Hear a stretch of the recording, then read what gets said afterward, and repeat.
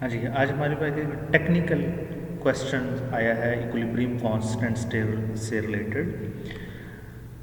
अब इस क्वेश्चन को देखें, सबसे पहले हम इसकी डिटर्मिनेशन की तरफ जाते हैं कि determine the value of equilibrium constant for a reaction कि सोडियम ऑक्साइड से हमने सोडियम पर ऑक्साइड बनाना है एट द सेम टेम्परेचर। वो सेम टेम्परेचर कौन सा है? 427 सेल्सियस। अब सोडियम परऑक्साइड 2 स्टेप्स में बनता है। सबसे पहले सोडियम ऑक्साइड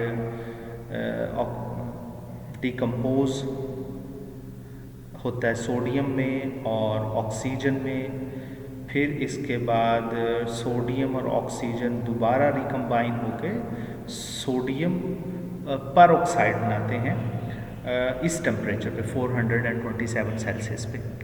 अच्छा, इसका मतलब ये है कि सोडियम परऑक्साइड 2 स्टेप्स में बनता है।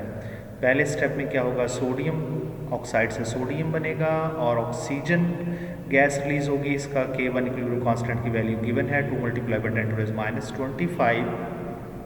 आपको पता पहले स्टेप की जो प्रोडक्ट्स होती हैं वो सेकंड स्टेप के अंदर रिएक्टेंट के तौर पे लिखी जाती हैं। तो इसमें क्या किया हुआ है?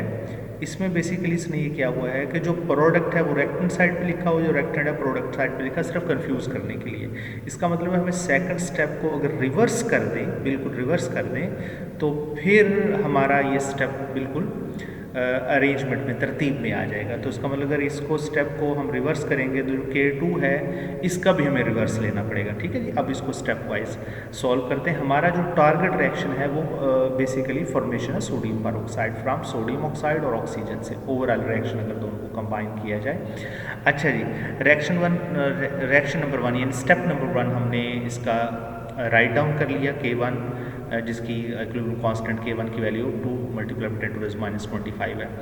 अच्छा जी, जो सेकंड स्टेप उसने दिया है हमें क्वेश्चन के अंदर, अगर हम इसको रिवर्स करेंगे तो हमें टारगेट प्रोडक्ट में मिल जाएगी सोडियम परऑक्साइड। सेकंड स्टेप में हमारे सोडियम परऑक्साइड फॉर्मेशन कंप्लीट होती है। तो उसका मतलब K2 को हमें रिवर्स लिखना पड़ेगा 1/K2। सिर्फ इसमें यही टेक्निकल एक पॉइंट है। फिर हम क्या करते हैं कि दोनों स्टेप्स को कंबाइन करेंगे। अगर दोनों स्टेप्स को कंबाइन करेंगे तो 2 सोडियम जो हैं इसके अंदर दो दूसरे को कैंसिल आउट कर देंगे बोथ साइड से। तो फिर हमारे पास जो फाइनल इक्वेशन वही बनेगी जो ऑलरेडी तीसरे K3 जिसके लिए हमने कैलकुलेट करनी है। ठीक है जी। अच्छा जी, K3 कैलकुलेट करने के लिए हम क्या करेंगे? K3 फिर इक्वल टू हो जाएगा K1 के मल्टीप्लाई बाय 1/K2 के। दोनों रिएक्शन, दोनों स्टेप्स के इक्विलिब्रियम कांस्टेंट्स की वैल्यू को मल्टीप्लाई करेंगे तो तीसरे स्टेप की इक्विलिब्रियम कांस्टेंट यानी K3 हमारे पास आ जाएगी।